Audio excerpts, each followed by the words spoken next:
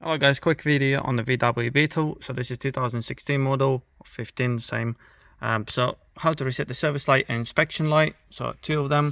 Now I've reset on my one, but I just want to show you. I'm gonna hold my phone here. What you need to do is press and hold the set button and then turn the ignition on.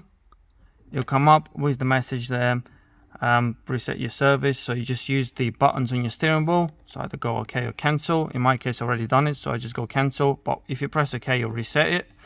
And now to reset the inspection one, turn the ignition off, put the hazard lights on, and again press and hold it, and you got the inspection one as well. So if you press OK, now I'm going to reset your inspection.